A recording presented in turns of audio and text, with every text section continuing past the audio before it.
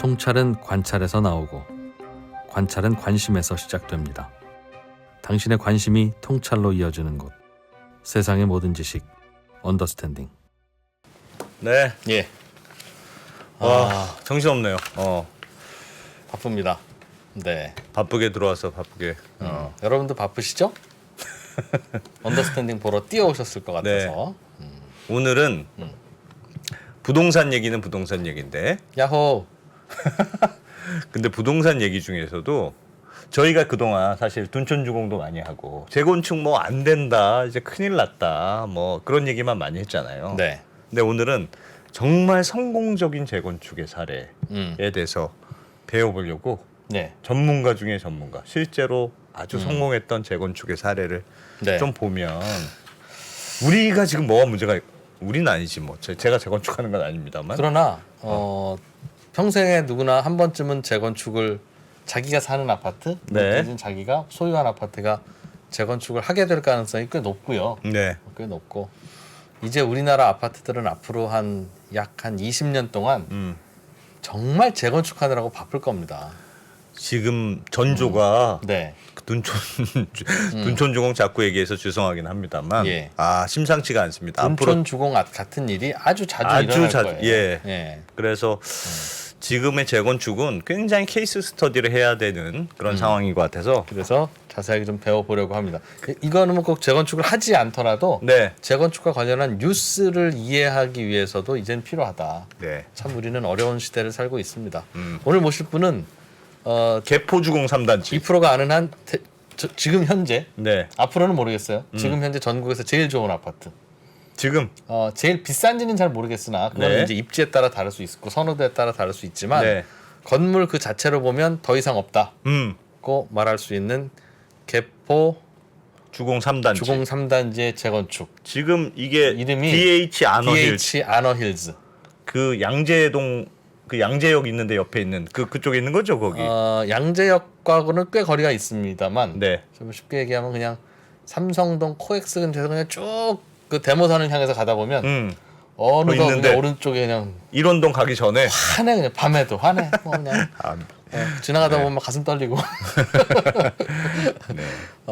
DH 아너힐즈의 네. 조합장이셨던 21세기 대한민국 아파트 건축의 정수가 담겨 있는 네. 대단히 부러운 그런 아파트를 재건축하신 그 전 조합장님이죠 이제. 예, 그렇습니다. 그분을 모셨습니다. 아파트 자랑 홍보해달라는 거는 건 아니고 재건축하는 과정에서 예. 어떤 일들이 있었고 뭘 좀 우리가 알아야 되고 하는 것들 좀 여쭤보려고 합니다. 바로 모실게요. 잠시만요. 바로 소개해드리겠습니다. 네. 재건축 조합의 조합장님이 네. 뉴스 프로그램에 나와서 1시간씩 인터뷰를 하는 것도 네. 여기 아니면 진짜 언더스탠딩 아니면 네. 보시기도 어렵고 솔직히 또 그거 봐주시는 분들도 여러분들밖에 없고 네. 그렇습니다. 장영수 대표님이라고 네. 호칭을 하죠. 어서 오십시오. 예, 안녕하세요. 안녕하세요. 네. 예. 조합장님이라고 하시. 지금은 음. 그 조합을 청산하는 걸 하고 계신가요? 명함을 제가 받아보니까 대표 청산인 이렇게 돼 있는데요. 예, 네. 저희가 이제 2019년 8월 30일 입주를 했고, 네. 네. 그 반짝반짝한다는 그 아파트에. 그렇습니다. 프로. 그리고 작년 4월 말부로 해산을 끝냈고요. 예. 현재는 예. 청산만 남아 있습니다. 그래서 제 정확한 호칭은 네. 대표 청산인, 개포주공 3단지 재건축 조합의 대표 청산인이 되겠습니다. 다 아파트 짓고 나서 조합 해산됐으면 끝이지 뭐 더 할 게 있어서. 네. 이제 통상적으로 그런데요. 일단 그 곧바로 청산 또는 해산을 못하는 이유 중에 하나가 네. 조합 업무를 수행하면서 예. 소송이 있을 경우에는 청산이 안 됩니다. 그렇죠. 그렇죠. 소송 결과에 따라서 또 뭐 나눠야 금액의 되니까. 변동이 있을 수가 있으니까 예. 그런 일이 있고 저희 같은 경우는 소송 때문에 그런 건 아니고 그 개포지구의 그 학교를 네. 조합에서 5개 조합에서 900억 그리고 서울시 교육청에서 300억 해서 1200억을 들여서 학교를 짓고 있거든요. 아파트 단지 안에. 아파트 단지 안에 예. 개포주공 4단지하고 개포주공 1단지에. 네. 예. 근데 그거를 개포 1, 2, 3, 4단지하고 개포 시형 아파트 재건축 조합이 분담을 했어요. 학교 짓는데. 학교 짓는 거를. 그렇게 왜요? 원래 그렇게도 합니까? 나라에서 그냥 져주는 학교는 거. 나라에서 지어야지 왜 아파트 주민들이 돈을 냅니까? 원래 그 인허가권자가 네. 본인들이 필요한 요구를 네. 이럴 때 하지 않습니까? 재건축 인가 단계에서. 그래서 아니- 그런 조건으로. 그러니까 저희 조합 같은 경우는 104억을 분담을 했거든요. 네. 모아서 우리가 그걸 낼 테니까 인허가를 해달라 학교를. 네. 아니 그 과정에서 용적률 인센티브 이런 걸 좀 받았습니까? 그런 것들 받죠, 물론. 그럼 그런 공짜로 것도 해준 건 받고 아니네요. 또 경우에 따라서는 그런 걸 억셉트 안 하면 인가 자체가 안 나고 사업시 인가가 나질 않고. 원래 부수기 전 낡은 아파트 단지에도 학교가 있었습니까? 그래서 아파트 부수는 원래- 바람에 학교도 같이 부쉈다. 그러니까 너희들 다시 지어. 이런 원래 겁니까? 있던 자리에 있는 학교를 개축하고 그다음에 신축하는 거예요. 원래 학교는 있었고. 네. 그런데 이제 문제는 뭐냐면 원래 학교가 학생이 150명이었다면 네. 저희가 이번에 새로 짓는 거는 약 한 1000명 늘었으니까. 늘었으니까. 예. 아. 그래서 그렇게 들어가는 그 학교를 짓고 있는데 저희 조합 같은 경우는 일찍 공사가 끝났고 예. 개포 1단지나 개포 4단지는 아직도 공사를 하고 있어요. 예. 그러니까 그 사람들이 다 공사가 끝날 때까지 또 그 준공식에 맞춰서 학교도 개설이 되니까 예. 그때까지 기다리라 어. 교육청에서 강제로 요청을 해갖고 그럼 아너힐스에 있는 초등학생들, 중학생들은 어디 다닙니까? 그 인근으로 다니죠. 조금 먼 데로. 조금 먼 데로. 아주 멀진 않지만 조금 먼 데로. 그럼 집단 재건축할 때는 좀 늦게 입주할수록 그런 면은 유리하네요. 유리하지만 또 재건축은 일단 속도가 생명이기 때문에 네. 제일 빠르거나 제일 늦거나 그게 제일 좋습니다. 그렇지. 조합장님.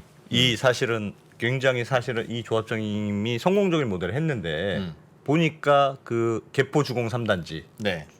처음 재건축이 시작된 게 2012년이었더라고요. 그렇습니다. 2012년은 그렇게 부동산이 별로 좋지 않을 때, 요즘도 뭐 좀 안 좋지만 예. 그때도 그렇게 좋지 않을 때였는데 거품 꺼지고 뭐 어, 드디어 하우스 그렇지. 투어네 뭐네 그때 뭐. 제가 집을 못 산 거 아닙니까? 그때 그래서 다들 예. 사지 말라 그래서 그랬는데 아니 그때도 문제는 없었습니까? 근데 되게 문제가 많았을 것 같은데 그러니까 부동산 가격이 이렇게 내려가면 재건축하기 야, 힘들잖아요. 나중에 재건축하고 나서 도대체 분양가를 얼마를 받을지 우리가 어떻게 알아? 예. 나는 반대야. 뭐 이러는 분들도 있으셨을 것 같은데. 그 재건축을 그 할 때는 가장 중요한 게 예. 그 대관 업무가 끝났냐 안 끝났냐가 가장 중요해요. 무슨 그게 말? 무슨 말이에요? 무슨 얘기냐면 예. 그 지구단위 결정고시가 나야 되거든요. 예. 지구단위 계획 결정고시는 관에서 하는 네. 거라고요. 예. 네. 그다음에 그것 따라서 정비구역이 지정이 돼야 되거든요. 네. 그때가 바로 제가 이제 2012년 3월 달에 이 일을 맡기 시작했는데 네. 그 즈음에 요 두 개가 다 났어요. 이제부터는 출동. 이제부터는 엑셀레이터만 밟으면 되는 거죠. 다시 되돌리는 것도 안 되고 되돌려봤자 얻는 것도 없고. 되돌릴 수는 없죠. 뭐 내가 하는 게 아니고 관에서 한 거니까. 예. 그럼 이미 그러니까 이제 주민들끼리 합의. 재건축을 시작할 수 있는 모든 준비 단계는 끝난 거죠. 관의 대관 업무는. 네. 12월. 그러니까 여기서부터는 악셀에다를 밟아야 되는데 네. 문제는 뭐냐면 야 경기가 나쁜데 무슨 재건축이냐 이런 얘기가 나올 수 있죠. 네. 그러니까 제가 이제 저희 단지 같은 경우는 제일 힘들었던 게 뭐냐면 원래 저희 단지는 아시겠지만 기존에 11평, 네. 13평, 15평짜리 아파트였어요. 개포주공. 개포주공. 예. 그러니까 그 탄천을 양재천을 경계로 해갖고 예. 대치동, 도곡동을 이제 마주 보고 있는데 네. 예. 소위 얘기해서 대치동이나 도곡동에 사는 사람들이 애를 키우다가 공부 안 하면 너 공부 못하면 저기 가서 살아 하는 그런 동네였다고. 네. 네. 그 정도로 예. 차이가 그 많이 정도로 났어요. 그 격차가 많이 났던 동네였어요. 예. 그 11평, 13평, 15평짜리 아파트를 재건축하는데 부동산 경기도 나쁘죠. 예. 소유자들의 전반적인 분위기는 그 경제적으로 또 충분하지 않죠. 예. 그다음에 또 라이프 스타일 같은 경우도 그 고급하고는 거리가 멀죠. 네. 그렇기 때문에 초기에 이제 애를 많이 먹었죠. 예. 왜냐? 제가 이 재건축 조합장이라는 자리를 갖다가 하느냐 안 하느냐를 결정할 때는 대한민국의 건축 역사를 뒤집을 수 있는 지축을 흔들 수 있는 이런 사업인가 아닌가를 봤거든요. 무슨 얘기냐? 예. 소위 얘기해서 하버드 비즈니스 스쿨에서 부동산 비즈니스 스쿨에서 예. 야, 서울 가면 한국의 서울이라는 데를 가면 중산층 또는 그 상류층들이 살고 있는 네. 공동주거단지가 어디냐 이럴 아파트. 때 여기요라고 하는 아파트를 짓고 싶었거든요. 아 조합장님이. 제 꿈은 그러니까 그런 거라면 하지 뭐 그냥 그렇고 그런 데다 헌집 헐고 새집 짓는 거라면 관심이 없었다 이거죠. 아니 참고로 조합장님이 원래 뭐 하시던 분인데 건설회사 임원 하셨던 분이고 아. 또 부동산 관리에서 박사학위도 있으신 분이세요. 아. 그러니까 약간 자존심이 있는 그러네. 거지. 그냥 나는 그냥 시킨 대로 단순 재건축은 사야. 그렇지. 뭐 좀 역사에 남을 거라면 한번 검토함. 그런 거죠. 실제로 예. 하여튼 그 재건축 역사 또는 그 부동산 네. 또는 아파트 역사에 한 획을 긋는 일이 아니면 안 하려고 그랬어요. 아. 근데 한 획을 그을 것 같아서 하셨습니까? 한 획을 그을 거 그러니까 그 기존에 있는 그 여건들 빼놓고 나머지는 네. 특히 입지라든지 네. 또 강남의 그 마지막 남은 네. 그 자연 친화적인 그런 단지이기 때문에 그런 쪽으로는 의심의 여지가 없다고 생각했죠. 예. 대신 어떤 그림을 그리느냐 그 그림은 내가 충분히 그릴 수 있다 이런 확신이 있었죠. 아니 또 뭐 건설- 조합장이 거기서 하셨으니까 내가 지으면 내가 또 거기서 사니까 아 그런 것도 그렇기도 있고요. 하고. 제일 확실하지 않습니까? 내가 그렇지. 지금 내가 네. 관여하는 게. 내가 내가 관여한 게 제일 대충 확실해요. 지어서 먹을 수 있는 게 뭐겠냐. 당연히 열심히 지어야지. 아. 근데 이제 아까 말씀드린 대로 네. 그때는 부동산 경기가 안 좋았기 때문에 제일 힘들었던 게 뭐였냐면 이제 그 재건축을 하려다 보면 그 추진위원회라는 게 있어요. 예. 네. 그 추진위원회 그 추진위원들이 100명이 있거든요. 조합 이전에. 조합 이전에 예. 조합되고 나서도 인원은 변동이 네. 없는데 조합되고 나서는 대의원회 그다음에 조합되기 전에 추진위원회인데 거기 저 대의원들이 100명 있어요. 네. 그때 제가 2012년 3월 달에 딱 맡았을 때는 그 단지에 사는 사람이 40%였어요. 그러니까 100명 중에 40명이 거기 살고 있었어요. 네. 네. 대체로는 살죠. 네. 아닙니까? 그 아니 근데 많은 겁니까 적은 겁니까? 아니 살고 있는 거는 대체적으로 맞는데 네. 예를 들어서 뭐 서초구에 있는 데처럼 기존에 30평, 40평, 50평, 60평짜리 아파트에서 대부분 살고 있는 거고 네. 저처럼 11평, 13평, 15평에 아, 대부분 살고 있는 사람하고는 아. 일단 그리는 그림 자체가 틀리죠. 대의원의 반이 열 몇 평짜리 아파트 그렇죠. 실거주자더라. 네. 그러니까 그 사람들은 뭐였냐? 재건축 좋은데 나는 11평 사니까 한 2배, 20평짜리 무료로 들어가게 해줘. 아. 30평, 15평짜리 소유자들은 30평짜리 무료로 들어가게 해줘. 그리고 50평짜리, 60평짜리 짓지 마. 그런 데 사는 사람하고 그렇죠. 체질이 안 맞아서. 우리하고는 안 맞는 우리하고 물이 틀려서. 아파트에 어? 30평 이상이 왜 필요해? 야구해? 집에서? 그런 게 왜 필요해? 집에서 야구해? 그렇죠. 또 하나, 예를 들어서 저는 대한민국에서 최고의 아파트를 지으려고 그랬거든요. 예. 네. 그러니까 누구도 그려보지 못했던 최고의 아파트를 지으려고 네. 했는데 예를 들어서 저희 같은 경우는 그 골프 연습장이 비거리가 16m예요. 네. 대한민국에 16m짜리 골프 연습장이 그 공동주택에 들어온다는 거는 누구도 꿈을 꾸질 않았거든요. 실내인데? 실내. 언제 한번 오시면 제가 잘 안내드리겠습니다. 실내인데 16m라고요? 16m. 야. 그러니까 그런 얘기를 하니까 네. 날아가는 게 잘 나는- 보이겠네요, 그럼? 그렇죠. 야. 실내인데. 나는 이 동네 살면서 야. 나이가 50, 60 되는 동안 골프채 한 번도 잡아본 적도 없는데 그렇죠. 그런 걸 왜 지냐? 그렇죠. 그리고 더더군다나 그렇지. 한 번도 없었다고 하는 16m짜리를 왜 지냐? 예. 그다음에 뭐 수영장을 넣겠다 얘기해 놓으면 아 우리 집사람이 수영복 입고 옆집 남자하고 왔다 갔다 하는 거 싫다. 응? 그렇지. 또. 그다음에 뭐 그건 그래. 엘리베이터가 저희가 그 분당 210m거든요. 예. 그럼 통상적으로 저희 아파트가 되기 전까지는 통상 엘리베이터 속도가 120m였어요. 분당. 네. 예. 그러니까 210m면 굉장히 빠른 빠른 거거든요. 거죠. 예. 그리고 또 엘리베이터는 저 120에서 150, 180, 210 이렇게 한 단계 올라갈 때마다 공사 저 가격이? 가격이 제품 가격이 30%가 비싸요. 그렇게 차이가 많이 그래요? 납니까? 그게? 예, 한 단계 올라갈 때마다. 아. 그러니까 이제 5층에 살았던 사람들이니까 네. 지금 엘리베이터 없이도 살고 있는데 엘리베이터 있으면 있으면 되지. 되지 왜 빨라야 되냐. 왜 그런 데다 돈을 쓰냐. 그렇죠, 그렇죠. 맞는 말이네요. 그다음에 뭐 스카이 라운지 한다 그러면 네. 아파트에 무슨 스카이 라운지냐 여기가 무슨 뭐 저 롯데 와. 123층도 아니 이런 각종 불만들이 무지하게 많았어요. 네. 그래서 대의원회를 열면 조합장 입을 막아버리라는 둥 아니면 뭐 상욕을 해가면서 그 입 닫으라 소리를 한 1년 반 정도 들었죠. 조합 시작 2012년 이후에 2012년 3월 이후에. 야. 그때까지 동의는 다 받은 상태입니까? 아 물론 동의는 다 받았죠. 재건축 하기로는 했는데 그렇죠. 하기로 했으면 하는 건데 다만 어떻게 어떤 하느냐에 식으로 할 따라서는 거냐. 아직 그때 이제 조합원들의 대부분은 20평에서 30평짜리까지만 짓자는 얘기했어요. 아 근데 그거를 저는 정면으로 그냥 내가 꿈을 꿨던 그다음에 이 위치에는 대한민국의 100년 역사를 위해서 이런 건축물이 들어가야 된다. 그 그림을 갖고 계속 설득하고 뭐 읍소하고 해가면서 밀고 나갔죠. 지금은 평형 구성이 어떻게 돼 있습니까? 완공되었을 지금은 텐데. 임대주택을 포함한 20평에서부터 62평까지 있습니다. 와. 그럼 60평짜리는 어떤 분들은 자기 돈 더 내고 들어가신 거죠?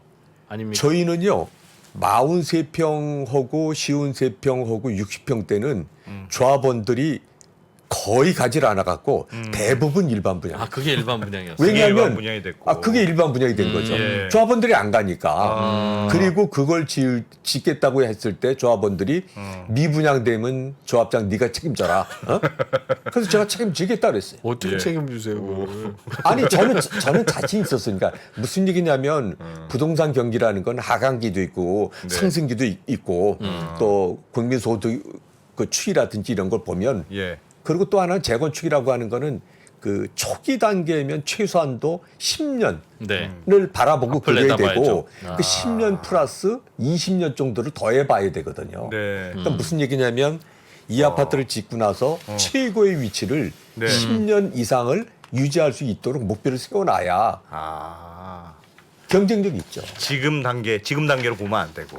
절대로 참 이후로 봐야 되군요. 절대로 안 되죠. 아. 그래서 제가 이제 개포 지역에서 이런 얘기를 할 때 예. 주변에 있는 조합장들도 저를 이해를 못했어요. 지금 왜냐면 경기도 안 출신이 좋고. 저 같은 사람이 저 하나밖에 없었거든요. 네. 그러니까 왜 쓸데없이 50평, 60평짜리 지으면서 분란 일으키냐.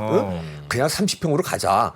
이런 얘기들을 주변 조합장들이 꽤 많이 했거든요. 예. 만약에 제가 그런데 그 설득 내지는 뭐 이렇게 흔들려 갖고 30평대로 제일 큰 거로 갔다 그러면 예. 지금 개포 단지는 다 30평 이하짜리 서민 아파트 내지는 그냥 중하위층 아파트가 됐겠죠. 60평짜리 하나 만드는 거나 30평짜리 두 개 만드는 거나 용적률 까먹는 건 같은 거면 똑같죠. 그러면 결과적으로는 30평짜리 두 개를 만들어서 분양한 게 분양 수익은 더 높지 않았겠습니까? 안 그렇습니까? 일반 분양하는 분양가가 당연히 그렇죠. 예. 당연히 그렇죠. 그러면 결국은 조합원들 입장에서는 공사 끝나고 나서 돈 많이 들어오면 제일 좋은 건데 그럼에도 불구하고 50평, 60평을 넣어서 좋을 건 혹시 뭡니까? 단지의 그 레퓨테이션이죠. 명성이죠. 고급화. 예를 들어서 네. 고급 단지가 되기 위해서는 적정한 사이즈가 있어야 되지 않습니까? 적정 사이즈가. 예. 단지 전체의 사이즈? 아니 그러니까 예를 들어서 가구수. 큰 평도 큰 있어야 평형이 되고. 반드시 있어야죠. 아. 그래야 돼요? 그럼요. 아하. 우리 그럼. 아파트는 그게 없어서 문제인가? 네. 하여튼 전반적 문제가 많아. 피도 새고. 네. 뭐 그러니까 실질적으로 그게 예. 굉장히 중요하거든요. 아. 그러니까 지금 현재 보면 그 전반적으로 개포지구가 다 이제 중반기 이상으로 진행이 되고 있으면서도 예. 가끔가다 이제 서초구에 좀 밀리는 것 같은 느낌이 있을 때가 있거든요. 그게 네. 왜 그러냐면 서초구는 반포자이라든지 그 레미안 퍼시지 같은 거에 90평짜리까지 있다고요. 네. 와, 그렇죠. 근데 그렇죠. 캠포는 맞아. 제일 큰 게 게 없어요. 뭐 펜트하우스 일부 빼놓고는 대부분 50평대가 제일 크거든요. 예. 60평대 일부밖에 없고. 예. 그러니까 이제 예를 들어서 큰 그 경제 규모가 커지고 또 잘 사는 사람들은 아, 나 뭐 40, 50평도 쪼고 80평, 90평 살아야 되겠어. 예. 그런 사람들은 아, 선택의 여지가 없으니까 이른바 초부자들은 개포동에 안 오게 된다 그러면 만약에 적으면 그럴 개연성이 있죠. 아무래도. 조합장님. 알겠습니다. 근데 그럼 지금 둔촌주공을 봐도 그렇습니다만 재건축하는데 서로 이해관계가 다르고 말씀하셨듯이 내가 형편이 어려워요. 재건축은 좋아. 우리 집이 재건축된다니까 좋은데 내가 분담금을 많이 내야 되는 게 싫은 사람도 있을 수 있잖아요. 물론 뭐 다 다양한 이해관계가 있는데 그럼 반대를 그때는 카톡방도 없었을 때였을 텐데 2012년이면 카톡방은 있었나? 그럼 네 죄송합니다. 활성화가 덜 돼. 솔직히 뭐 있긴 있었어요. 네. 있으면 시끄럽기만 해요. 그래서 어떻게 합의를 하는 거예요? 그냥 설득한다고 그냥 설득하면 열심히 설득하면 다 합의가 되나요? 아니 뭐 공식적인 회의가 있지 않습니까? 이사회가 있고 대의원회가 있으니까 네. 그런 자리에서 아주 지속적으로 얘기하는 거죠. 그리고 이제 자꾸 미래를 얘기하는 거죠. 당신들이 지금 현재 눈앞에 저 상황만 보고 그러는데 앞으로 우리가 입주할 7, 8년 후에는 이 동네가 천지개벽하는 동네가 된다. 아직 당신 머릿속엔 그림이 안 그려질지 모르지만 예. 내 눈엔 너무 뚜렷하게 보인다? 환하게 보인다. 이 길로 가자. 그렇게 설득한 거죠. 근데 그러는 과정에서 마음에 안 드는 사람은 이제 집 팔고 나가고 그러다 보니까 40%가 뭐 20%, 12% 마지막에는 8%까지 줄었죠. 원래 대의원의 그 멤버들 중에 멤버들 중에. 중간에 팔고 나가시니까 그렇죠. 뭐 그거야. 그러면 요즘 잘 안 되는 재건축 단지들은 왜 문제가 뭐라고 보세요? 조합장이 저는요. 보시기에. 기본적으로 그 재건축 추진할 때 가장 문제가 되는 거는 시기를 잘못 판단한 경우는 꼬여요, 이 일이. 시기가 아까 그게 무슨 말씀드린 대로 지구 단위 계획 고시가 안 됐다든지 네. 아니면 정비구역 지정이 안 됐는데 조합부터 설립하고 설치고 다니는 거예요. 재건축한다고. 아 그런 경우들도 있어요. 지금 대표적인 게 저 음아파트라든지 예전에 잠실 저 5단지라든지 아니면 지금 압구정동이 대표적인 케이스죠. 아 정부가 하라고 도장 안 찍어줬는데 조합부터 먼저 만들어줘서 그렇죠. 아니 근데 이제 예를 들어 압구정동 같은 경우는 지난번에 그랬잖아요. 안 살면 재건축 안 된다고 네. 얘기했다가 나중에 정부에서 철회했죠. 네. 그 바람에 전부 다 지지부진하던 압구정동 그 재건축 동의율이 80%까지 다 올라가고 조합을 설립해 버렸잖아요. 예. 근데 거기는 지금 지구단위 계획 지정도 결정고시도 안 났고 정부계획 지정도 안 됐어요. 그런 데는 사실은 조합이 개설돼 있어도 할 일이 없어요. 그럼 조합 근데 그러나 그런 것 지정하달라고 얘기하고 다니려면 조합이 있어야지. 그거 지정해달라고 안 그래도요. 정부가 자기네들이 알아서 하는 과정이에요. 그거는. 아 재건축 하세요 이렇게. 예, 거의 그거는 본인들이 한다고요. 개포 이 정부의 뭐 예를 들어서 2030 플랜이라든지 2040 플랜이라든지 그런 것들이 거기에 들어가는 거거든요. 개포 3단지는 얼른 왜 조합도 없어요 빨리 하세요 지정해드렸습니다 하고 갔다는 거예요 정부가. 그렇죠. 그러니까 그런데 예를 들어서 전마 아파트 잠실 5단지 이런 데는 제발 좀 하게 해달라니까 해도 안 해주고 있는 거라고요. 그건 거기는. 아니 안 해주고 있다기보다는 네. 이게 실질적으로 뭐 이렇게 아직 여러 가지 문제들이 남아 있다. 그렇죠. 무슨 문제고 솔직하게 얘기해서 무슨 문제. 아니 예를 들어 정비 지구 단위 계획 구역은 뭐 10년에 한 번 한다든지 이런 규정들이 있다고요. 예. 상위 규정들이 10년에 한 번씩 정할 10년에 한 때. 번 하거나 10년 경과되기 전에 안 한다 이런 것들이 있다고요. 예. 근데 그걸 왜 그렇게 해놨어요? 아파트는 매년 조금씩 올라가서 똑같이 매년 낡아가는데 재건축할 아파트 대상은 왜 10년에 한 번씩 정합니까? 그건 정부 도시계획에 관련된 거니까 그건 왜요? 정부의 방침이죠 사실은. 정부의 방침. 그러니까 지금 서울시 같은 경우도 2030, 2040 네. 이런 식으로 좀 도시계획을 짜고 계획은 있잖아요. 그런데 그렇죠. 알겠습니다. 그건 뭐 서울시 관계자 모셔서 여쭤보고. 네. 그래서 네. 시기가 정부가 하라고 한 것도 아닌데 하려고 하니까 잘 안 된다. 무리가 그렇죠. 있다. 그러니까 그런 경우가 이제 제일 많고 네. 예를 들어 저 같은 경우도 네.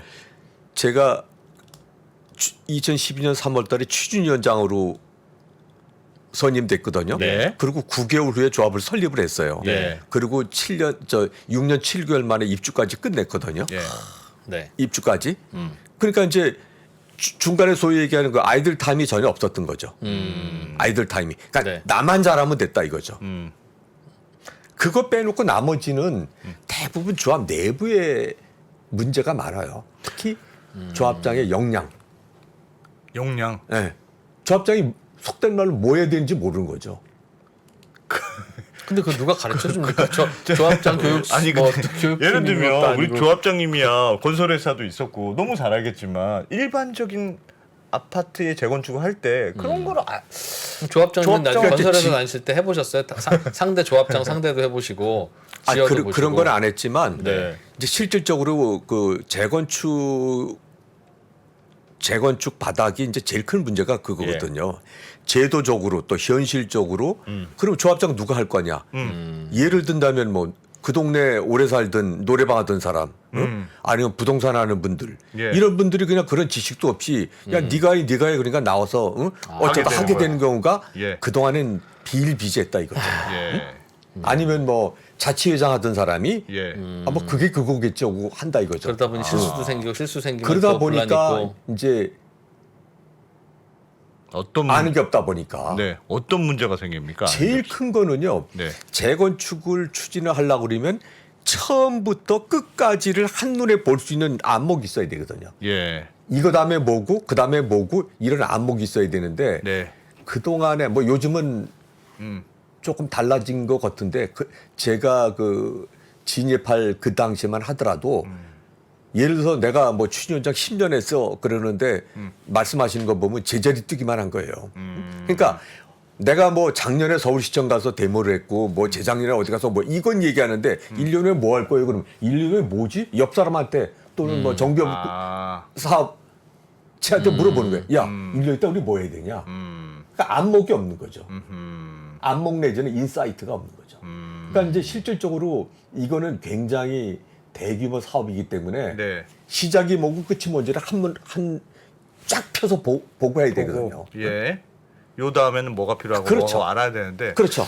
문제점이 뭐고 거기에 어떤 대책을 수립해야 되고 그건 진짜 쉽지는 않겠는데요. 근데 일반인 중에서 그걸 어떻게 조합장을 한다면 장 대표님은 어떻게 하셨습니까? 라는 질문은 드리고 싶은데 그게 궁금하니까. 그걸 왜 몰라? 그럼 또 자랑하실까봐 이게 내가 말이지 너희들 이러면서 또 자랑하실까봐.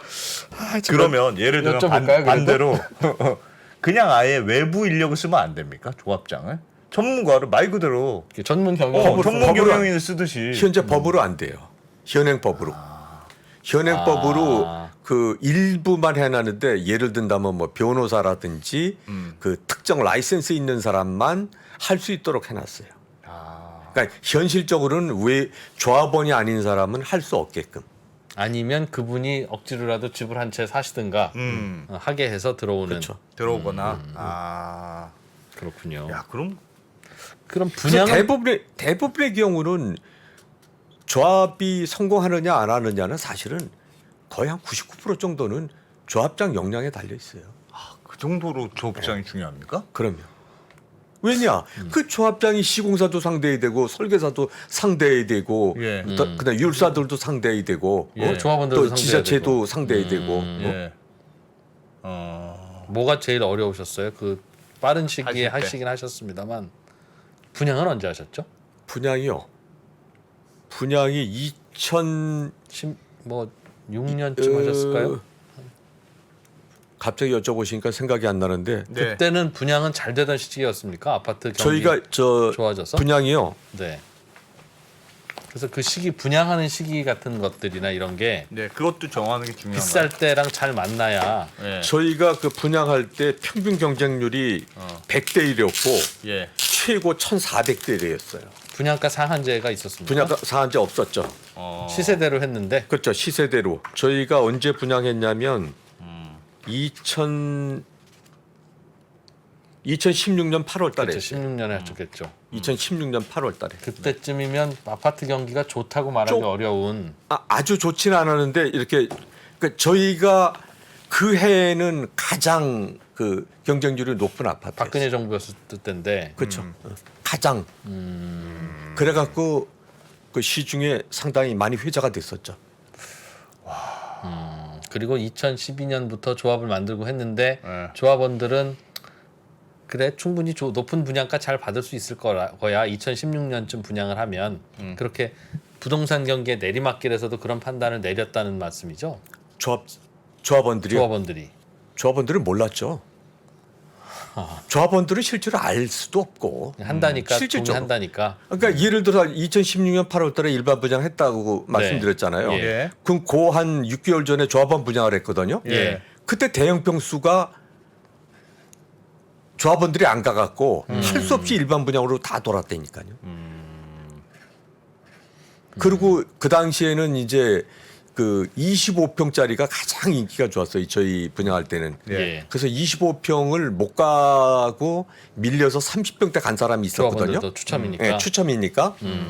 그럼 조합에 와서 막 강의하고 왜 25평 안 주고 쓸데없는 34평 주냐. 그러면 이제 설득하기를 당신 오늘 떨어져서 30평 밀려간 게 3년 후에는 얼마나 큰 행복인지 얼마나 큰 복인지 아실 거다. 근데 그때는 안 믿으시더라고. 야. 근데 요즘 그 입주할 때쯤 돼서는 입이 귀에 걸려갖고 이제 다들 좋아하셨죠. 그 동의율이 얼마나 필요합니까? 재건축. 70 요즘에는 법이 좀 바뀌어서 어떤지 모르겠는데 75%였어요. 그 당시는 그럼 동의를 얻은 시점은 언제쯤이었어요? 다 합시다. 해서. 동의를 얻은 시점 제가 2012년 3월 달에 와서 한 3개월에서 6개월 후니까 2012년 한 9월 정도. 그럼 이분들은 다 지어지고 나면 내 아파트로 몇 평대를 받고 분담금은 얼마고 혹은 돈으로 얼마를 받고 할지가 정해진 상태에서 동의 여부를 결정합니다. 예상만. 대강의 예상으로. 그렇죠. 계략 예상으로. 그거는 그 분양할 당시에 분양가에 따라서도 많이 왔다 갔다 할 거고. 뭐 그것도 있고요. 예. 그러나 그런 거 정도라도 충분히 설득이 가능한가요? 그렇죠.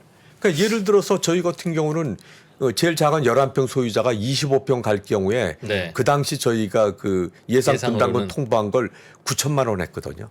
실제로는 그런데 실제로 한 2천만 원 더 들어갔어요. 1억 1천만 원 정도. 1억 1천만 원 안팎. 뭘 물어보고 싶어서? 이건 뭘 물어보고 싶어서? 아, 좋은 질문인데요. 제가 이제 앞으로 걱정하는 게 뭐냐면 네. 주공 아파트 개포 주공까지만 해도 내 집이 따블이 되고 한 몇 천만 원 더 내면 된대. 네. 진짜 될까? 뭐 몇 천만 원 아니면 한 1억 내면 되겠지. 그럼 도장 찍어 줍시다. 안 할 이유가 없는데 앞으로 이제 그런 아파트가 별로 안 남았잖아요. 내 거가 30평인데 다시 30평이 된대. 아, 그렇지. 그리고 분담금도 좀 내야 된대. 내야 되고. 근데 이게 분양이 잘 안 되거나 그러면 분담금이 확 늘어나는, 당연히 그렇죠. 대지가 많지 않으니까. 그렇게 되면 야, 나는 못할 것 같은데. 다음 좀 날 좋을 때 하든가 경기 좋을 때 해야지. 이거 안 될 것 같은데. 지금은 동의받기가 어려운 어려워질 거다. 환경이다. 앞으로는 그 재건축하다 보면 비용이 많아질 거라서 하셨던 때는 그래도 좋은 시절이라 30평을 받냐 20평을 받냐 이거 가지고 싸우지만 이제는 분담금을 4억을 내네 5억을 내네 나는 못하네 뭐 그런 상황이 벌어지지는 않을까요? 상황을 보시기에. 뭐 입지 따라 틀리죠. 아까 말씀하신 대로 네. 2012년도 경기가 좋을 때는 아니었어요. 그리고 그때 뭐 3배, 4배씩 오를 거라고 누구도 생각을 안 했어요. 대부분. 네. 근데 이제 저는 물론 이제 조합원들 설득하느라 예. 우리가 입주할 때 되면 이 동네는 평당 1억인 동네가 된다라고 얘기하면 다들 저를 미쳤다고 그랬죠. 좀 정신이 정신이 좀 혼미한 것 같다는 얘기를 많이 했죠. 예. 근데 실제로 제가 저의 입주하고 나서 1억을 돌파했어요. 입주하면서. 네. 근데 지금도 마찬가지로 재건축 그러면 이제 아파트만 재건축하는 게 아니라 단독주택도 재건축하고 그러니까 예. 입지에 따라서는 아직도 그 쉽게 되는 데도 있고. 그러면 조합장 그러면 동의도 동의도 문제고 예를 들면 이번 둔촌주공 보면 시공사랑도 많이 싸우잖아요. 뭐 인테리어가 마음에 안 드네. 뭐 건축비가 올랐는데 더 줘야 된다. 뭐 여러 가지 이슈들이 있는데 시공사랑은 더 싸울 수밖에 없는 환경이 됐습니까? 지금 물가도 자꾸 높아지고 있고. 시공사랑 안 싸우셨어요? 하실 땐? 제가 소위 얘기해서 사업을 빨리 끝낼 수 있었던 게 예. 시공사를 잡은 거예요. 잡아요? 어떻게 잡으셨습니까? 주잡듯이 잡았다는 말씀이신 거죠? 어떻게 무슨 얘기냐면 잡으셨습니까? 예. 뭐 저보고 자랑한다고 얘기하시는데 네. 실질적으로 예. 저하고 일한 시공사들은 네. 굉장히 고생을 많이 했습니다. 왜요? 왜 그러냐면 네. 저희 아파트 재건축되기 전까지는 네. 소위 얘기해서 조합이 시공사가 계약하자는 대로 했어요. 시공사가 내준 계약서 드래프트에 따라서 네. 그게 뭐 된장인지 뭔지 모르니까 예, 예, 그냥 예. 도장을 찍었다고요. 네. 네. 근데 저는 이 분야를 바삭하게 알지 않습니까? 예. 10년 후 입주할 때를 대비해 갖고 예. 계약에 전부 다 디파인을 했다 이거죠. 아주 디테일하게. 예를 들면 예를 들어서 뭐 벽 두께 얼마, 그다음에 색깔은 뭐, 그다음에 저 엘리베이터 속도는 얼마, 엘리베이터 안에다가 뭐 에어컨을 달 것 말 것, 응? 그다음에 모든 노출된 옹벽에는 저 아파트 외벽 마감재하고 동일한 걸 쓸 것, 그다음에 색상은 먼셀라머로 몇 번을 쓸 것, 이런 디테일한 거를 거의 막나서 써놨어. 진짜 제대로만. 건설사가 어디였지? 현대건설이었네. 현대건설이요. 그래서 네, 지금은 현대건설. 사실은 예. 저희 아파트 그 시공 계약서가 예. 거의 바이블처럼 돌아다니고 있어요. 아. 그래서 준공됐을 때 현대건설 사장님하고 식사할 자리가 있었는데 그 현대건설 사장님이 저한테 그런 얘기를 하시더라고요. 예. 현대건설 직원 4,500명이 장영수 조합장한테 완전히 놀아놨다고. 그런데 네. 지금 생각해 보니 너무 행복했다고. 왜냐? 다 따라서 했더니 현대건설을 외부 그 소비자가 보는 눈이 네. 우리 단지 준공되고 나서 완전히 틀려졌다 이거죠. 아. 그래서 네. 그러면 아니 조합장님이야 지식도 많고 경험도 많고 내가 이렇게 디테일하게 할 수 있지만 일반적인 조합장들 이렇게 하기 어렵잖아요. 그래서 그러면 예를 들면 어떤 업체 컨설팅 업체에 외주를 준다든가 뭐 그렇게 해서 다른 조합장은 하면 잘 안 됩니까? 아니, 그거 하면 되죠. 하면 돼요? 그렇게 하면 되죠. 됩니까? 하면 되는데 아니 조합장님한테 컨설팅 피를 주고 좀 와서 좀 조언 좀 해주세요라든지 뭐. 아니, 그래서 제가 사실은 요즘에는 조합이 다 끝나고 나서도 네. 특히 이제 강남구나 서초구 그다음에 저 뭐 용산구 이런 데서는 네. 그 계약서를 들고 와요. 네. 봐달라고. 네. 그 이제 익히 이제 밖에서 들었으니까. 네. 예. 그러면 뭐 제가 관심 있는 지역 같은 경우는 뭐 성심성의껏 봐주고 있어요. 그럼 시공사를 정할 때 네. 어떻게 정합니까? 예를 들면 시공사를 정해야 되면 어떻게 설계할지 갖고 와 보세요. 근데 설계도도 그러니까 설계와 시공이 분리돼 있습니까? 그렇죠. 그럼 설계도는 이제 정해졌을 거고. 그렇죠. 이런 설계대로 하되 이제 설계도 나중에 시공을 아주 디테일하게 정한다면서요. 여기는 까만 돌로 돌려, 엘리베이터는 고속으로 해, 나 비싼 거 다 알아. 그 스펙을 다 정해주고, 자 이거 이제 얼마에 지을 수 있는지 각자 견적 보내시오. 그렇게 해서 뭐 최저가든 혹은 적정가든 그렇게 낙찰시킵니까? 아니죠. 그 당시에는 어떻게 돼 있었냐면 네. 제가 2012년도 3월 달에 맡았는데 예. 그 10년 전에 이미 시공사가 선정이 돼 있었어요. 그 당시에. 조합도 안 선정되어 있는데 추진위원회 때 그 당시 법이 그렇게 돼 있었어요. 그러니까 10년 전에 시공사가 이미 선정이 돼 있었어요. 뭘 근거로요? 아무것도 근거 없죠. 그냥 그 가계약서 해갖고 네. 대략 뭐 평당 얼마? 건축 면적이 얼마 될 거다. 예. 평당 얼마다 이렇게 돼 있었던 거예요. 뭐 아무것도 뭐야, 없죠. 아무것도 없이. 없을 것 같은데. 그러니까 한 10장 정도 계약서로. 예. 물론 이런 게 있어. 안 돼. 이러면 어떻게 됩니까? 만약 안 되고 다시 제가 말씀드린 대로 일단 설계부터 받고 그 설계대로 견적 얼마씩 내. 그리고 그 중에서 제일 적정한 거를 고르는 거 할 거야. 가계약은 없어라고 하면 소송합니까 현대가? 가계약을 아니, 따라야 됩니까? 어떻게 아파트 여러 채를 짓는데 그런 식으로 가계약을 하고 그럼 다른 건설회사는 못 끼어들면 오라는 대로 와야 되고 내라는 대로 내야 그러니까 되는데 이게 이제 어떻게 그런 일이 법이 이제 좀 달랐었는데 예. 그 당시에는 업체 선정을 그렇게 할 수 있었어요. 그 당시에는. 그러니까 저희 아파트뿐만 아니라 그 당시 시공사 선정됐던 업체들이 다 그렇게 한 10여 년 전에 시공사 선정 먼저 되고 예. 가계약서 다 작성해 놓고 그러고 있다 10년 후에 본계약을 체결한 거예요. 그럼 본계약 때는 바가지 쓰겠네요. 바가지 쓴다기보다는 뭐 한 10년 전 계약서가 되다 보니까 네. 네. 바가지라는 개념도 거의 없어지죠. 왜냐? 뭐 실정이 완전히 틀리니까. 어떡하지 그럼? 근데 어떻게 하셨어요? 그 건설회사하고 그냥 계약을 하셨습니까? 그렇죠. 일단 그 건설 회사하고 네. 그 건설 회사하고 제가 이제 계약 미팅을 하면서 네. 그런 내용을 다 집어넣은 거죠. 다 아. 집어넣고 나서 얼마인지. 가계약을 이제 본계약으로 바꿔야 되니까 네. 견적을 내라 그런 거죠. 그럼 견적을 내면 저라면 야 우리 단독 입찰인데 뭐 좀 더 붙이자 뭐 몇백억씩 그렇게 할 텐데 물론 그러면서 이제 흥정을 한 거죠. 그런 과정을 통해서 흥정을 한 거죠. 그러니까 예를 들어서 저희가 그 498만 원에 그 당시에 계약을 했거든요. 예. 498만 원에 계약했는데 처음에 이제 이러저런 요구사항을 다 집어넣어서 견적을 갖고 오라고 하니까 네. 평당 900을 갖고 왔어요. 예. 평당 900을. 예. 근데 물론 이제 우리도 나중에 좀 바꿀 거 생각하고 예. 붙일 거 다 붙였던 거죠. 네. 그래서 그걸 조정을 해서 최종적으로 498만 원에 계약을 한 거죠. 아, 그러니까 경쟁 그냥- 입찰이 아니군요. 아, 그러니까 가계약이 체결돼 있는 시공사가 선정돼 있는 업체는 그렇죠. 경쟁이 아니에요.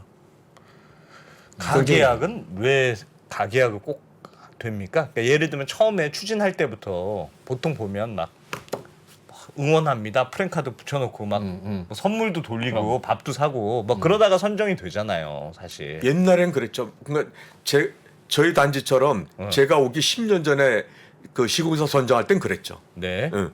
아. 아니, 그러니까 예를 들면 처음에 그림을 아예 그릴 수가 없으니까 밑그림이나 뭐 아무것도 없어요. 아무것도 없잖아요. 아무것도 그러니까 없어요. 가계약할 때 어떤 건설사가 뭐 그림이라도 조감도라도 그걸 보고 아 저렇게 지면 멋있겠네. 아, 조감도 비슷한 거 한 장은 있어요, 실제로. 그 당시에. 그건 근데 그건 이제 뭐냐면 용적률이 얼마다. 네, 네. 용적률이 얼마기 때문에 예. 그 다음에 이제 건축법상으로 몇 층까지 질 수 있다. 그래서 그냥 꽂아 놓는 거지. 실질적으로 그건 설계도라고 얘기할 수도 없다고. 요즘은 그렇게 안 합니까? 시공사 정할 때? 요즘은 두 가지 방법인데 일단 설계가 다 끝난 상태 그 건축 심의가 끝나고 나서 예. 그거를 갖다 입찰 붙이는 경우도 많이 있죠. 요즘에는. 근데 그래도 문제는 뭐냐면 아직까지도 재건축 바닥에서는 다 평당 얼마라는 거로 결론이 나요. 설계도 구체적인 설계도와 시방서 구체도 줬는데 설계가 그 시점엔 안 나오거든요. 그 시점에. 건설회사는 그럼 뭘 가지고 입찰을 그러니까 실질적으로 보면 건설회사는 그 재건축 그 지금 현재 보면 국내 굴지 건설회사들이 거의 재건축 댐이 먹고 산다고 해도 과언이 아닐 정도로 예. 하거든요. 많이 한 남죠. 예. 많이 남지는 않아요. 제가 보기엔 아마 한 자릿수 넘지는 못할 거예요. 이익률이 이익률이. 네. 제가 판단하건대는 네. 또 저희 그 현장 같은 경우는 현대건설이 제가 알기에 분명히 적자를 냈고 네. 감사합니다. 네. 그러면 둔촌 주공 아파트는 아시죠? 예. 문제가 뭐라고 보십니까? 그래 바로 계속 계속 말씀- 여쭤보자. 계속 말씀드리는 대로 네. 조합의 업무 미숙, 어. 그 다음에 무능, 무지, 그 다음에 오산, 그 다음에 현실 직시를 못한 거. 네. 무슨 얘기냐면 네. 우리 조합이기 때 내가 조합장이기 때문에 내가 네. 조합 집행부기 때문에 네. 시공사 마음대로 바꿀 수 있어 라는 오판을 한 거죠. 아. 무지하니까. 어. 왜냐? 시공사를 바꿀 수가 없어요. 현실적으로 보면. 예. 예를 들어서 현대건설, 현대산업개발, 롯데, 대우 네. 이런 국내 굴지회 4개 회사가 컨소시엄을 이뤄서 했던 거를 예. 그 사람들이 포기하면 그걸 누가 떠맡아서 바꿀 수 있겠어요. 그것도 공정률이 52%인데. 네. 그렇죠. 그렇지 않습니까? 예, 예. 바꾸려고 그래요. 바꾸려고 그러면 시공사가 일단 공사 중지 가처분부터 놓을 거 아닙니까? 예. 그 상황에서 어느 시공사가 거기 끼어들어올 수 있겠냐고요. 그런 그림을 그린다면 시공사에서 저렇게 공사 중단이라고 하는 극단적인 사태까지 몰고 가면 안 되죠. 그렇죠. 오판이죠. 현실을 직시하지 못한 오판이죠. 이 정도 한번 하셨으니까 다만 이제 장영수 대표님 같은 분이 매번 아파트 그 소유자들 중에 있으리라는 보장도 없고 네. 있다고 하더라도 그분도 귀찮잖아요. 그 조합장 한다고 뭐 그렇게 막 박수 받을 일도 아니고 그러니까 아유 안 하고 말지 하는 경우가 있다 보면 이제 조합이 그렇게 산으로 가는 거 아닙니까? 그럼 앞으로도 많은 재건축이 다 이렇게 산으로 갈 가능성이 높은데 어떻게 좀 하면 되겠습니까? 그냥 조합장 잘 뽑아야지 뭐 그렇게만은 말씀하지 마시고 뭘 좀 이건 아무리 생각해도 이건 이렇게 하는 게 좋을 것 같아 하는 정책 제언 뭐 혹은 또 굉장히 아이디어가 어려운 없으세요? 얘기인데요. 네. 어려운 얘기인데 예를 들어서 뭐 대통령이 됐다고 그래서 대통령이 국방장관만큼 국방을 잘 알지 못해도 되잖아요. 네. 예. 대신 국방을 잘 알 수 있는 사람을 쓰면 되잖아요. 네. 예. 사람이 됐든 업체가 됐든 지금 현실적으로 봐서는 그거밖에 없죠. 그런 능력을 가진 업체나 개인을 갖다 섭외해서 그 자리에 놔갖고 하는 거죠. 되게 그게 요즘에는 대안으로 떠오르는 게 신탁 신탁. 부동산 신탁하고는 신탁사. 그건 이제 난 모르겠으니까 무조건 갖다 저 깜깜이로 맡기는 거니까 그렇게 볼 수는 없고 예. 뭐 예를 든다면 그 저 CM을 논다든지 예. CM. 예. 뭐 PM을 논다든지 이런 것들이 그거에 저 비슷한 방법이라고 볼 수 있겠죠. 전문 업체, 컨설팅 그렇죠. 업체. 전문 컨설팅 업체. 결국 이게 말씀을 들어보니까 조합장이 똑똑해야 된다는 뜻이네요. 그게 모든 문제의 근원처럼 보이네요. 근데 그게 해결책 같지만 굉장히 이상적인 해결책이에요. 맞아. 아니 리더가 훌륭하면 된다는 건 세상에 그 어디가 안 그렇습니까? 나라도 그렇고 회사도 그렇고 네, 네. 조합도 그렇지. 그렇고 아니 리더가 훌륭하면 되죠. 아니, 저희 근데- 집도 가장만 훌륭하면 고생 안 합니다. 그렇지. 그게 마음대로 됩니까? 그렇지. 근데 그게 그게 안 되죠. 안 되죠. 마음대로 안 되죠. 안 되니까 어떻게 해야 되겠습니까? 아. 그런 거니까. 근데 뭐 현실적으로는 그런 방법 이외에는 그런 방법 이외에는 알겠습니다. 없어요. 알겠습니다. 그리고 이제 실제로 재건축을 들여다 보면 아까 이제 말씀하신 여쭤보신 것 중에 왜 그 사업이 부진하고 그러냐고 예, 얘기하셨는데 예. 조합 집행부의 능력 부족도 있지만 사실 조합이라는 게 들여다 보면 조합장, 그다음에 여직원 한 2명, 예. 그리고 상근 직원이 상근 저 임원이라도 하나, 예. 달랑 4밖에 없어요. 음. 그러면 그 4시 여직원들은 그냥 서포트하는 역할밖에 못하고 예. 그다음에 상근 이사라고 하는 사람은 자리 지키는 정도밖에 역할을 못하고 그러니까 모든 게 다 조합장한테 조합장이. 달려 있는 거예요. 그러니까 조합장이 어떤 안목을 갖고 어떤 능력을 갖고 어떤 저 선별력을 가졌냐에 따라서 좌우될 수밖에 없어요. 그 또 하나는 재건축 그러면 신축 아파트 저 낡은 아파트 허물고 새 아파트 지는 거로 끝나는 게 아니잖아요. 예. 50년 100년간 새로운 작품을 만들어야 되잖아요. 네. 근데 그 새로운 작품이라고 하는 건 시공사가 만들어주는 게 아니거든요. 설계사가 만들어주는 게 아니에요. 뭐에 따라서 만들어지냐. 오나 리콰이어먼트에 따라서 만들어진다고요. 내가 이렇게 해달라고 해야지 그 만들어지지. 사람들이 만들어주고 그려준다 이거죠. 물론 대가를 지불하고. 네. 근데 어떻게 만들어주 달라고 하는 거를 제시하는 가장 중요한 사람이 조합장이거든요. 그걸 대신하기는 쉽지 않다. 참 걱정이네요. 걱정이야. 알겠습니다. 이게 이제 강남 정도 되면 네. 강남 정도 되면 그 건축비가 사실 얼마 들지 큰 관계는 없어요. 땅값이 비싸니까. 대부분 땅값에서 결정되는 게 아파트 분양가고 하다 보니 네.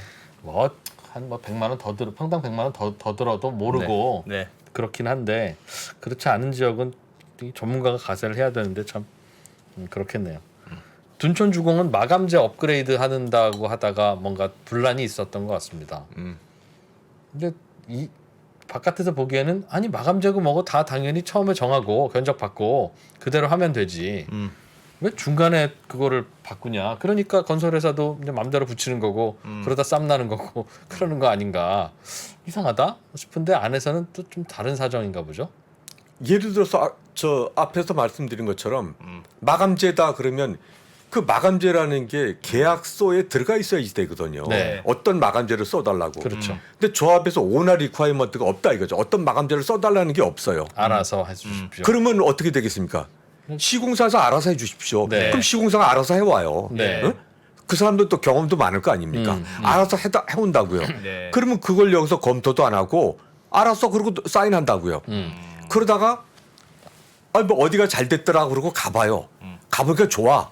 그래서 우리 이걸 해줘 그랬더니 계약서에 이렇게 안 돼 있어. 뭐 대리석 깔아줘 그랬더니 너희는 여기 뭐 저 마루로 돼 있어. 여기 뭐 응? 특별한 걸 좀 해달라고 하니까 그건 여기 누락이 돼 있어. 네. 뒤늦게 오너가 그렇죠. 리콰이어 하면 안 된다. 절대로 안 되죠. 그거는. 그건 대가 지불 없이 안 되니까. 그러니까 그런 것들을 원칙적으로 계약 시점에 발주자가 다 알고 다 집어넣어야 된다 이거죠. 바꾼 거 없으셨어요? 거기는? 있죠, 물론. 그러니까 저는 뭐 결론부터 말씀드리면 네. 최종적으로 원래 계약한 금액보다 7% 더 줬어요. 바꾸면서. 바꾸면서. 일반적으로 그렇게 바뀌긴 계속 바꾸고 그럼 해야 새로운 되고 거 바꾸죠. 신제품 나오고 그럼. 바꾸죠. 근데 저 같은 경우는 하여튼 그 제가 본계약 체결할 때 어떤 경우에도 두 자릿수는 안 만든다고 응? 아주 결심을 하고 한 거거든요. 네. 그리고 경우에 따라서 두 자릿수를 넘겨야 되는 상황이 된다 그러면 그건 네. 포기하겠다. 왜? 아. 내가 계약되는 시점에 예. 미처 챙기지 못했으니까. 그거는 그냥 내가 아쉽지만 아쉽지만 느린 엘리베이터 타고 만다. 그렇지. 그런 식으로 결론을 딱 낸 거죠. 그렇게 해서 했는데도 불구하고 최종적으로는 7%를 더 공사비가 증가가 됐어요. 근데 전에는 얼마가 돼 있느냐? 뭐 20, 30%는 다반사고 뭐 50%, 60%. 지금 둔촌주공이 한 50% 늘어나잖아요. 네. 이번에만. 근데 저게 끝이 아니거든요. 또 끝이 아니에요? 제가 보기엔 저 신문 기사 내용을 읽어보면 끝이 아니에요. 왜요? 지금 현재지 네. 또 준공할 때 되면 또 앞으로 또 있으니까. 있을 것 같아요.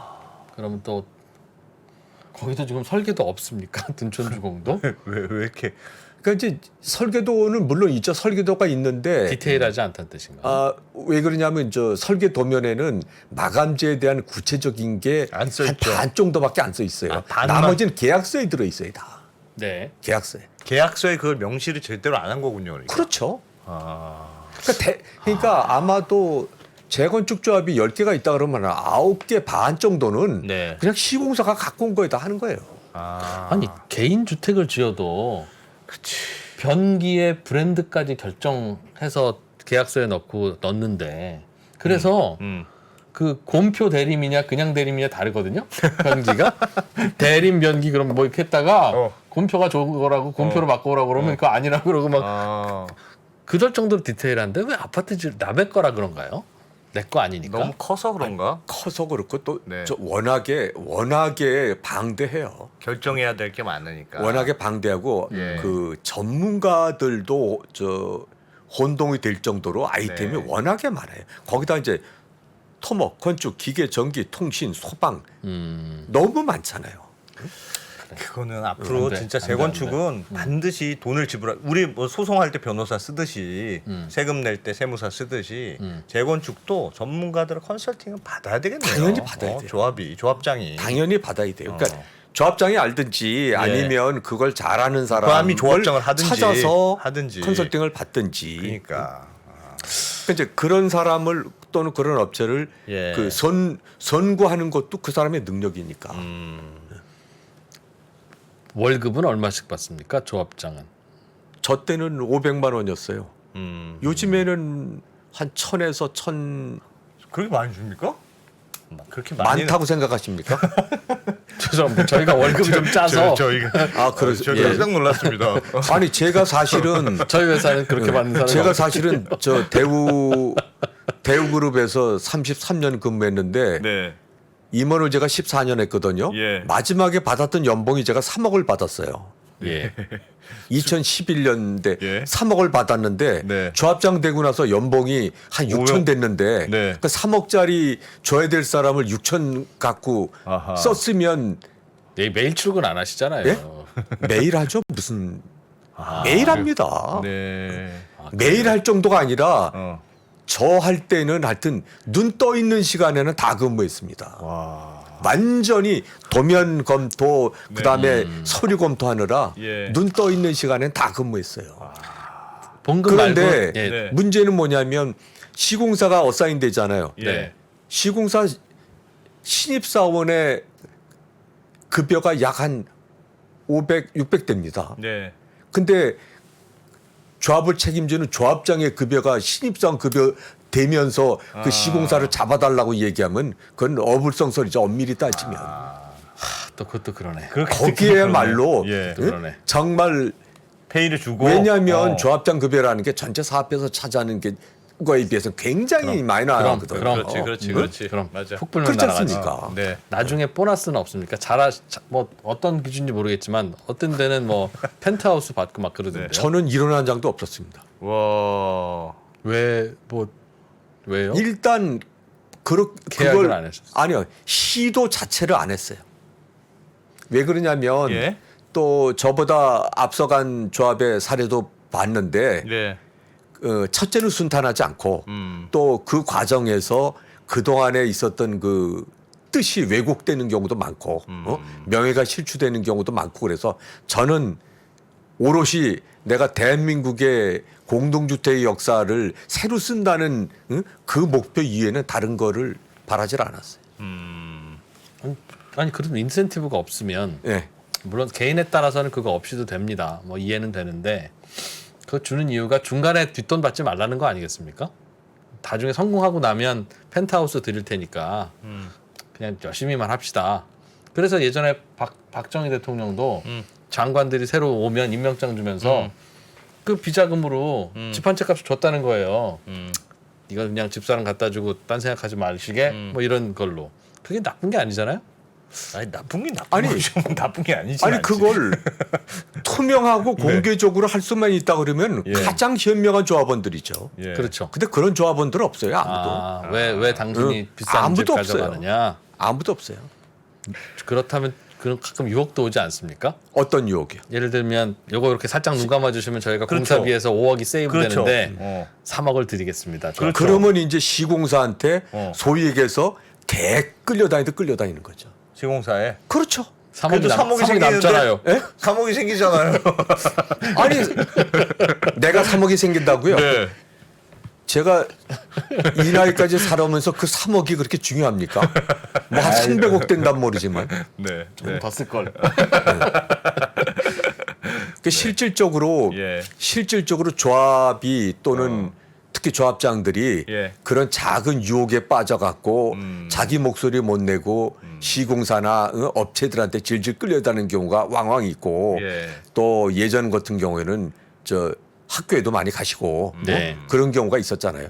저는 실질적으로 일체 그런 거를 시도도 안 했고 꿈도 안 꿨고 네. 그래서 저희 조합은 그 준공되고 나서 단 한 건의 송사라든지 이런 데 휘말리질 않았어요. 조합장님 그 기간은 얼마나 걸린 거예요? 그러면 2012년에 2010 조합장이 되셨고 2012년 3월 달에 조합장 돼서 그게 끝난 게 언제입니까? 그럼 2019년 8월 31일 6년 7년 7년 4개월 7년 4개월 동안 네. 계속 조합장을 하신 거예요? 연봉 추진위원장 9개월 취준원장 9개월 하고 500만 원 월 500만 원 받으시고 추진위원장 할 때는 250만 원 받고 중간에는 무슨 임기도 없습니까? 그냥 자동 완공 때까지. 3년마다 재신임. 재신임이에요? 저 투표가 있어요. 아 요즘 하도 조합장이 자주 바뀌어서 네. 보니까 네. 알겠습니다. 질문을 이건 뭐 아실지는 모르겠는데 요즘 일기 신도시 재건축이 이슈예요. 네. 뭐 마스터 플랜 만든다고 한 2년 걸린답니다. 뭐 좀 어떻게 하면 좋겠습니까? 그냥 개인적인 의견을 좀 여쭤보면. 대한민국 공동주택의 그 100년 대계를 그린다고 하면 네. 일기 신도시는 벌써 30년 지난 거 아닙니까? 네. 또 다른 100년을 바라보고 가는 거라 그러면 네. 2년 아니라 3년이 걸리더라도 제대로 된 마스터 플랜이 있어야 되지 않겠습니까? 무슨 얘기냐면 이제는 재건축이라고 하는 것도 스테이지가 달라진다 이거죠. 예. 무슨 얘기냐? 지금까지는 아파트 30년, 40년 수명이었지만 이제는 100년을 봐야 되거든요. 네. 그러면 지역별로 거기 저 특성에 맞는 재건축 계획을 수립해야 되지 않겠나. 예를 든다면 획일적으로 뭐 용적률이 200이다, 300이다가 아니라 어떤 지역은 뭐 용적률을 600%, 1000%라도 줘서 저 집중적으로 여의도처럼 만드는 네. 데도 나와야 되고 그다음에 어디는 뭐 주거단지를 지금하고 비슷하게 유지한다든지 이런 게 아마 디테일하게 나와야 될 거예요. 그렇게 아예. 와, 그럼 그렇죠. 지금은 외곽에 연립주택이 있는 이 낮은 용적률의 그 지역이 네. 그 마스터 플랜 바뀌고 난 다음부터는 초고층 업무지구가 될 수도 있고. 될 수도 있어야죠. 그럼 그 마스터 플랜으로 나오자마자 완전히 집값이 천지요동하겠네요. 뭐, 집값이 직접적으로 영향을 미치진 않을 거고 제가 보기엔 또 회수될 테니까 그거에 걸맞게끔 회수가 될 테니까 용적률.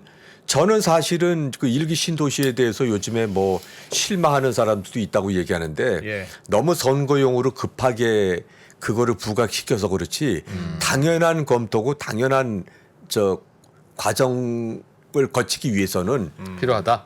그 시간은 충분히 필요하다고 생각하는데요. 저는. 그래서 지금 일기 신도시도 예. 제가 주변에서 들어보면 네. 오해들을 하는 게 뭐 일기 신도시는 다 400%가 될 거다. 그게 일부만 듣고 와전된 거거든요. 네. 예. 조합장님 모시려는 분 조합은 없어요. 재건축 단지들은 없습니까? 뭐 농담 반 진담 반 있죠. 뭐 어떤 분들은 네. 자기 지분 한 3% 줄 테니까 예. 우리 와서 조합에 좀 와서 해줘라. 해달라. 어. 뭐 그런 분들도 있죠. 우리도 저기처럼 해줘라. 왜 안 해주십니까? 왜 안 해주십니까? 이 생에서는 지금 한 거로 끝내기로 했습니다. 아, 하나 또 하면 우리께 2등 되니까. 네? 하나 또 하면 우리께 2등 되니까. 그게 아니라 너무 힘들고 네. 고통스러운 과정이에요. 뭐가 제일 힘드셨어요? 제일 힘든 거는 예. 끊임없는 음해. 음해요. 조합장이 돈 받았을 거다. 아마 받을 거다. 그래. 아. 그거 어떻게 뒤져봐 볼 수? 예. 그거 어떻게 믿게 해줍니까? 그걸 사람들이 음해하는데. 그러셨어요. 아니 그러니까 그거는 결국은 예. 재건축 끝날 때까지 경찰이나 검찰에 한 번도 그런 혐의로 끌려간 적 없고 예. 그 다음에 뭐 누가 뭐라 그래요? 누가 투서하고 투서한 거 없고 어. 그렇게 끝나야지 되는 거죠. 그러니까 그게 프로분 되는데 저 같은 경우는 예. 7년 4개월이 걸릴 거예요. 그 7년 4개월이 가장 고통스러웠던 거지. 우스갯소리- 내가 이걸 왜 이런 생각 안 드셨어요? 내가 많이 들었죠. 뭐 무슨 부기용 500만 원 많이 내가 들었죠. 3억 받던 사람인데 이런 생각 들 것 같은데. 많이 들었죠. 많이 예? 들었는데 예? 이게 재건축이라고 하는 게 한 번 올라타면 내리는 것도 쉽질 않아요. 진행하다 보면 왜 그러냐면 딱 내리잖아요. 예. 내리면 그 후임자가 모든 잘못을 그 사람한테 덮어 씌운다고. 사실 입증도 못 되는데. 전 조합장이 잘못한 거다. 그렇지. 이렇게. 그렇지. 아 이거는 뭔가 의심스러워서 그렇지. 내가 바꿨어. 다 그렇지. 이렇게. 그렇죠. 아, 그럼 그거를 그 다음부터는 내가 사빌 들여서 다 송사 쫓아다니면서 아. 프로분 시켜야 되잖아요. 그 의심받는 게 제일 싫고. 그게 의미가 하여튼 아니네요. 제일 저는 사실 일하는 건 하나도 안 힘들었어요. 예. 그런 부분들이 제일 예를 들어서 뭐 외출 나간다 그러면 조합장이 수금하러 간다 이런 식으로 그다음에 뭐 상가 분양한다 그러면 와. 상가 분양업체 선정한다 그러면 저 10%는 조합장한테 들어오기로 됐다 이런 식으로 그냥 자기들 마음대로 내뱉고 다닌다. 투명성이 되게 중요하군요. 조합은. 조합이 잘 되려면 투명하게 당연히 그렇죠. 당연히 그렇죠. 투명하다는 걸 어떻게 믿게 할까요? 그러니까 샤시 같은 것도 견적을 낼 때는 조합장님 뒷돈 드릴 것도 감안해서 견적을 낼 텐데 조합장님이 안 받으셔. 네. 그럼 샤시 업체만 괜히 돈 더 번 거 아닙니까? 그러니까 이제 네. 저 같은 경우가 이제 현대건설에서 대표적으로 철거 업체가 있었거든요. 네. 전에는 철거 업체를 통상적으로 조합에서 지정한 업체에다 주죠. 아, 그래요. 줬어요. 예. 그래서 저도 할 때 철거업체가 상당히 여러 사람이 오더라고. 근데 저는 시공사한테 분명히 얘기했거든요. 철거는 너희 영무에다 시킬 거니까 절대로 철거업체가 조합에 오지 말게 하라. 대부분 비리의 그 엮이는 첫 번째가 거기서 걸리거든요. 거기서부터 시작되는 거예요? 거기서부터 걸리거든. 그래서 현대건설이 재건축 사업하면서 철거업체를 입찰로 공개 경쟁 입찰로 선정한 게 우리 단지가 처음이랍니다. 철거업체를 철거업체를. 다 그렇게 되게 철거는 얼마 안 남는 걸로 생각하고 철거 많이 남는데 네. 그리고 듣기로는 처음에 조합 설립하고 만들고 하다 보면 여기 스타트 라인까지 오는데도 시간이 몇 년 걸리잖아요. 그쵸. 네. 그 돈 어디서 나겠어요? 누가 내서 하겠어요? 건설회사에서 그 내겠지. 조합에서 내는 게 네. 아니니까 그렇지. 그냥 어떤 건설회사에서 우리가 선계약한 걸로 하고 그냥 그 건설회사에서 내고 나중에 공잡에서 빼먹든가 그게 아니면 어떤 컨설팅 업체가 하나 붙어서 스타팅 라인까지만 갖다 드리겠습니다. 한 후에 자기들은 그럼 근데 우리가 회계 처리할 돈이 없잖아요. 예. 돈을 어디서 주겠어요? 네. 그 대신 계약서에는 철거 업체는 우리가 선정하는 걸로 해주십시오. 그래서 이제 철거 업체한테 뒷돈 받고 뒷돈이 아니지 그냥 용역비 받아가는 거죠. 네. 근데 어떻게 그렇게 잘하세요? 어떻게 잘 알아요, 그거를? 뭐 제가- 많이 받은 사람 같은. 제가 네? 뭐 이런 저런 거 뭐 네. 절세 알 건 다 알아요. 이제 하기만 하면 돼. 하기만 하면 돼. 네. 초기에 제가 저도 이제 멀쩡한 대기업에 근무하던 사람이었기 때문에 예. 이 재건축 조합장이 된다 그랬을 때 주변에서 말린 사람도 많고 예. 가족들도 많이 말리고 저도 개인적으로 이거 혹시 불명예스러운 일이 닥치면 어떨까 해갖고 상당히 그 첫 발을 디디기 전에 여러 가지 정리를 다 하고 예. 그게 이제 뭐냐 어떤 경우에도 이런 한 입도 수수하지 않는다. 딱 정해놓은 거예요. 그것도 처음부터 첫 발 디딜 때부터.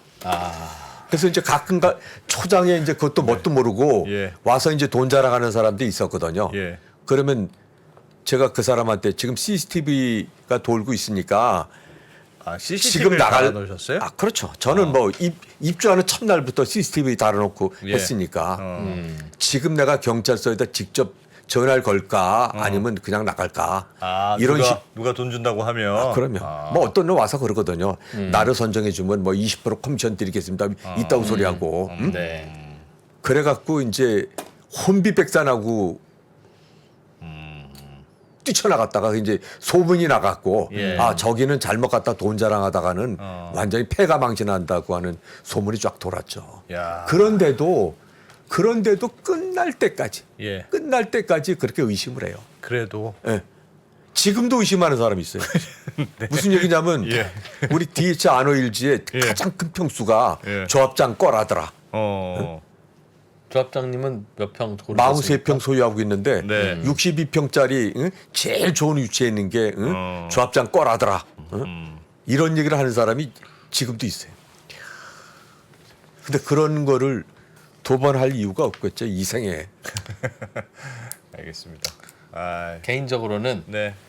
요거는 하려고 그랬는데 비싸서 못했네. 근데 아쉽네. 할 걸. 요거는 했으면 마음에 아쉬움? 조금 건설비 올라가더라도 좀 하는 게 좋았을 것 같은데. 에이. 그거 뭐 없습니까? 뭐 방탄유리라든가 뭐 초고속 엘리베이터라든가 지하실의 수족관이라 개인적인 취향이시겠으나 제가 할 얘기 많으셔. 아니 그게 아니라 집을 한 채 지어도 저런 게 막 한 20개 쌓입니다. 우와, 아파트 지었는데 왜 없겠어요 저런 네. 게. 저는 사실은 예. 이 아파트를 짓는 게 아니라 예. 작품을 만들려고 했기 때문에 네. 마지막에 그 활용 점정을 그 루이스 부르조아의 그 마망이라고 하는 작품을 저희 단지에다가 놓으려고 그랬어요. 예. 네. 그건 뭐 건축 아니 아니 저 조각품입니까? 작품. 네. 네. 저 거미라는 거 아시죠? 네네네. 그래서 루이스 부르조아의 예. 그 마망이라고 하는 거거든요. 예. 근데 딱 그 잘 어울릴 작품이 110억이에요. 110억이요? 네, 110억. 그래서 그거를 놓고 싶었는데 네. 그런 걸 못했어요. 그런 걸. 그러니까 다시 한다 그러면 어떤 경우에도 그런 그 작품 하나로도 그렇죠. 세계적인 명소가 될 수 있게끔 그런 시도를 한번 해볼 오케이. 거고 와. 그 외에 나머지 것들은 제가 원래 그렸던 대로 다 그렸다고 자부하고 있습니다. 야. 언제 한번 오시면 제가 직접 투어를 구석구석 잘 해드릴 수 진짜죠. 아, 물론 진짜죠. 우리 언더스탠딩 시청자들 딱 3분만 뽑아가지고 같이 갈까요? 네. 그래서 알겠습니다. 저희 요거 16m 16m짜리 실내 골프 연습장. 안 그래도 부러운데 이런 걸 주시면 어떡합니까? 알겠습니다. 실내 수영장 있어. 진짜 요즘 아파트들 새로 지은 거는 너무 아. 좋죠. 제가 여기를 한번 가볼까 하다가 인생에서 눈높이가 높아지는 게 결코 행복한 결과가 안 오기 때문에 저는 한번 가잖아요. 저는- 우울해집니다. 네, 저는 집에 그래서 돌아가는 일부러 안 길에. 가봤습니다. 이 부동산 전문가 몇 분이 가보고 네, 와서 네. 이 프로 보러 가자 어. 그랬는데 어. 안 갔어요. 저도 안 꼭 와서 보셔야 됩니다. 왜 그러냐면 네. 그 젊은 분들은 네. 저렇게 좋은 뭐 저희 단지는 제가 자부하니까 예. 와서 보시면 예. 그 부동산에 대한 향후 한 30년 내지 50년에 대한 인사이트가 생깁니다. 이런 식 어떤 식의 아파트가 아니 그러니까 세상이 이렇게 변한다고 하는 거를 아. 최소한도 한 30년. 왜 그러냐면 저희 단지에 그 투어원분들이 한 7,000명 정도 돼요. 예. 뭐 웬만한 시행사 회장님들도 다 왔다 가셨거든요. 네. 그분들이 이구동성 얘기하는 게 왜 이런 데가 지금에야 나왔냐. 이게 특히 이제 저희 단지 같은 경우는 커뮤니티가 한 군데 모아져 있어요. 저희 단지 전까지는 커뮤니티의 개념이 없어갖고 예. 예를 들어서 뭐 아크릴리버 파크 같은데 14군데로 나눠져 있었다. 네. 무슨 동에 무슨 우린 걸 한 해다 많았거든요. 왜 우리 이 생각을 못했지? 그런 얘기들 굉장히 많이 하시거든요. 그래서 와서 보시면 특히 젊은 분들은 아마 싸할 것 같은데 보면. 좋아합시다. 우리 저희 둔촌주공 전문 기자 있거든요. 장순원 기자하고 네. 저하고 안프로하고 네. 일단 셋이 가서 진짜 보겠습니다. 적극적으로 추천해 드립니다. 네. 왜 그러냐면 네. 소위 얘기해서 세상을 보는 눈, 부동산을 보는 눈이 달라지고 실제로 알겠습니다. 네. 또 한 단계 우울해진 안승찬 기자. 야. 네. 개포주공 3단지 지금은 재건축조합의 예. 장영수 대표 청산인님. 예. 지금은 조합을 청산 작업 중이신 네. 전 조합장님. 고맙습니다. 예, 고맙습니다. 감사합니다. 고생하셨습니다. 신고가에 5만 원 도파할 때 5만 원에 따라 살 수 있나요, 우리? 내가요? 5만 원이 다시 내려가서 2만 원까지 와서 2만 원 떨어지면 신저가예요. 거기서 구매해서 쓸 수 있나요? 주식시장에 절대 변하지 않는 것이 두 가지 있습니다. 주가의 기본적인 움직임 그리고 투자하는 사람들의 심리입니다. 내가 팔면 오르고 사면 떨어진다고요. 주식에 대한 공부가 모자라서가 아닙니다. 주가를 만드는 투자자의 심리를 모르기 때문이죠. 하락장의 공포를 이기는 5가지 실전 투자 심리 전략. 박병창의 돈을 부르는 매매의 심리에서 지금 확인하십시오.